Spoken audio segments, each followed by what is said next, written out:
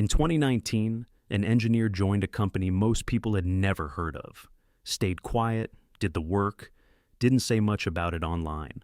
Last October, that same person's stock sale cleared, and, on paper, their equity was worth over 100 times what it was worth the day they signed. Not 10 times. 100. That company was OpenAI. And that employee is one of maybe a few thousand people on Earth who are living through the fastest, most concentrated wealth creation event most of us will ever witness, in real time. Here's the part that should actually bother you, though. You don't need to work at OpenAI to already be a part of this story. If you have a 401k, an index fund, anything with S&P 500 in the name, you're already in it too. You just don't know your position size. By the end of this video, you will, so let's get into it. Let's start with the people actually cashing out, because the numbers are kind of unhinged once you line them up. OpenAI used to cap how much any single employee could sell in these internal tender offers, basically a company-run buyback where staff sell shares before the company ever goes public. That cap used to sit around $10 million per person, which, fine, already a lot of money, but apparently even that wasn't enough, because top researchers were reportedly frustrated they couldn't sell more. So the company tripled it. The new ceiling is somewhere around $30 million per person in a single sale. Greg Brockman, OpenAI's president, testified in court earlier this year, part of the ongoing legal mess with Elon Musk over the company's non-profit to for-profit structure, that his personal equity stake is worth roughly $30 billion, with a B. Meanwhile, Sam Altman has said he doesn't personally own shares at all, which is its own strange wrinkle in this story, though a lot of people expect that to change depending on how the lawsuit shakes out. And this isn't just an OpenAI thing. Meta has reportedly offered some AI researchers compensation packages worth up to $300 million to come work there, not over a career, total package. OpenAI's own careers page lists base salaries above $500,000 for certain technical roles, and that's before equity. I want to sit on that for a second, because it's easy to hear a number like $300 million and just let it slide past as abstract internet money. It isn't abstract. It's real estate, real portfolios, real multi-generational wealth, created in the span of a few years, concentrated in a labor pool that's maybe a few tens of thousands of people worldwide. So here's the honest read on this part of the story. Yes, AI is creating millionaires and billionaires at a pace we genuinely have not seen before. No, you and I are probably not getting one of those checks. That's not the part of this video that's actually useful to you. Actually, the wildest part is that the same AI boom making a handful of people insanely rich has quietly rewritten the rules for everyone else's portfolio, too, whether you've ever bought a single share of OpenAI or not, whether you even care about investing in AI or not. If your retirement savings are sitting in a broad market index fund, chances are you're already all in on this massive AI bet. You just don't know it yet. And that is exactly where a massive misconception kicks in. If I were to ask you right now, how diversified is your 401k really? Most of you would probably say, oh, it's super diversified. It's in an S&P 500 fund. That's 500 different companies. And a few years ago, that answer would have been basically true. It is not true anymore. As of this year, the 10 largest companies in the S&P 500 make up somewhere between 38 and 40% of the entire index's value. 8 of those 10 are what analysts have started calling the AI 8. NVIDIA, Microsoft, Apple, Alphabet, Amazon, Meta, Broadcom, and Tesla. NVIDIA alone is over 8% of the index by itself, with a market cap north of $5.1 trillion.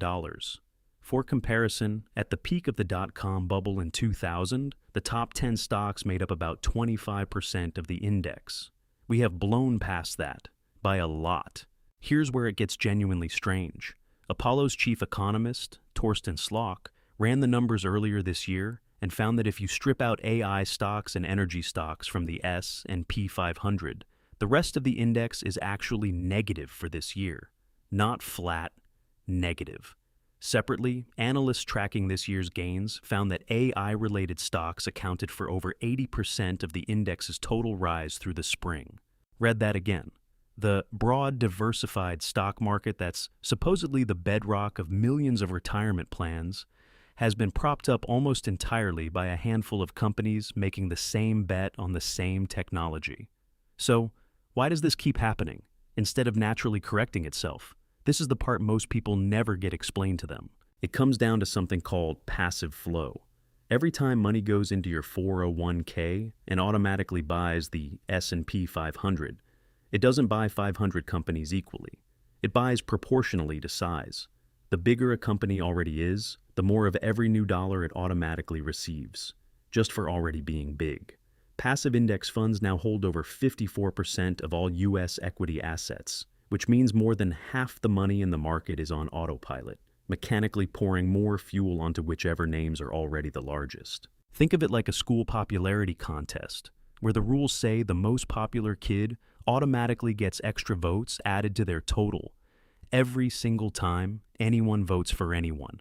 It doesn't matter if they deserve it that week. The system is built to make the popular kid more popular, faster, regardless of what's actually happening underneath. That's not a conspiracy. It's just how a market cap weighted index mechanically works. But it means if you own an S&P 500 fund, a total market fund, most target date retirement funds, you are not holding the market. You are holding a leveraged bet on roughly 8 AI-exposed companies, with 492 other companies riding along for a much smaller share of the ride. You didn't choose that position size. The index chose it for you.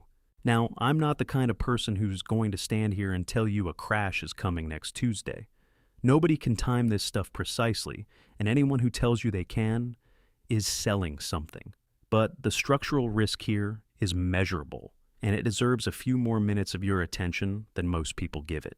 History has a few of these moments: 1929, the Nifty 50 run in 1973, the dot-com peak in 2000. Every single one of those concentration spikes corrected somewhere between 40 and 80% within about 2 years of peaking.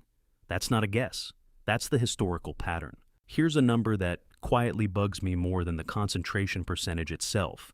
The top 10 stocks currently account for around 40% of the index's weight, but they only generate about 31 to 32% of its actual earnings.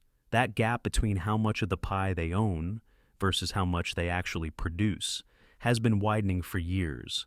In plain terms, the market is paying a premium for a story, not just for current profits. Sometimes that story comes true. Sometimes it's 1999 all over again, with a different logo on the building. And then there's the spending side, which is its own can of worms.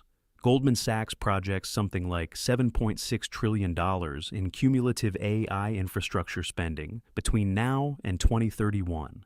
Big tech alone is on pace to spend close to $700 billion this year on data centers and AI build-out.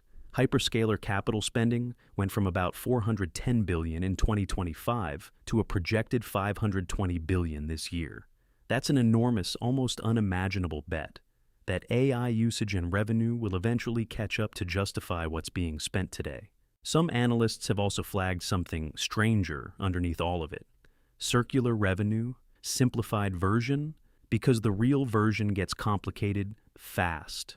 Company A, an AI lab, buys massive amounts of chips from Company B, a chip maker. Company B then turns around and invests money into Company A, or into the cloud providers Company A depends on.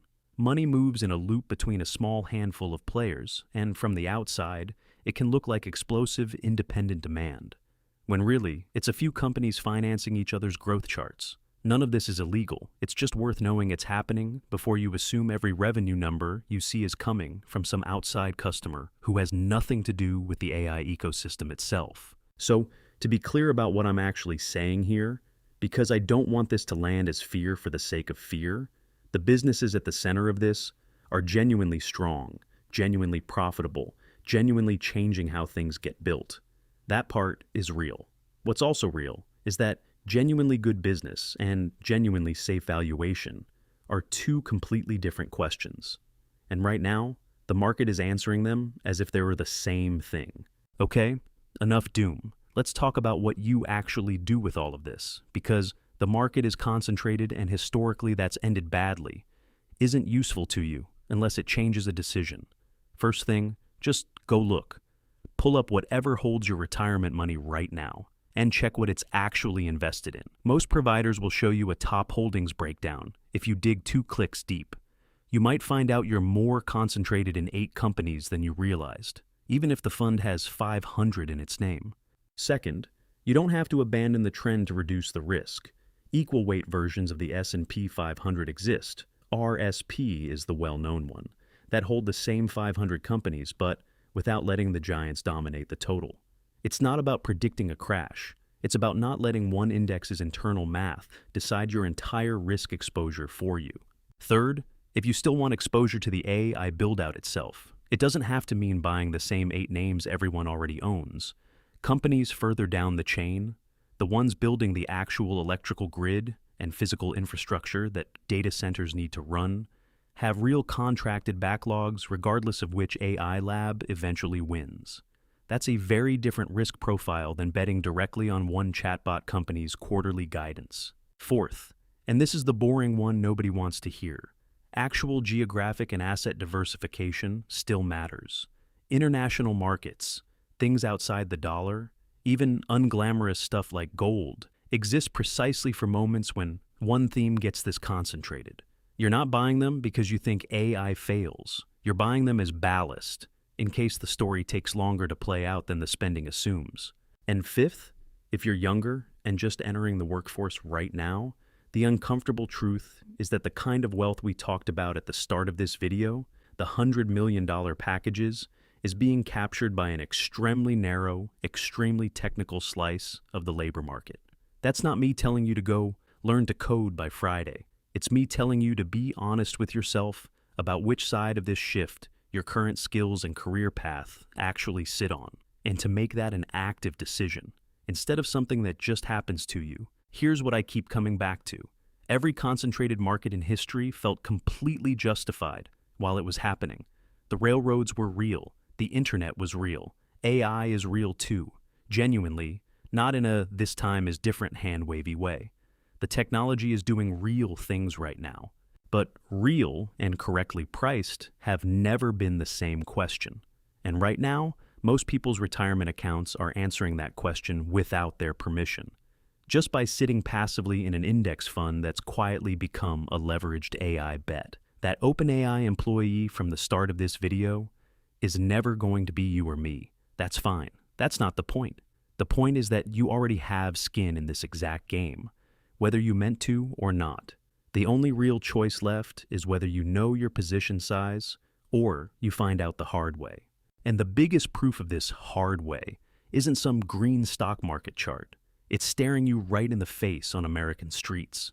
Because while Wall Street is hitting all-time highs, everyday people are getting completely priced out of buying a home, buried under medical debt, and realizing that just living a basic middle-class life is becoming a luxury they can't afford. Basically, the American dream that everyone used to look up to is facing its biggest challenge yet: how this shift happened, and exactly how it has put unprecedented pressure on the middle class.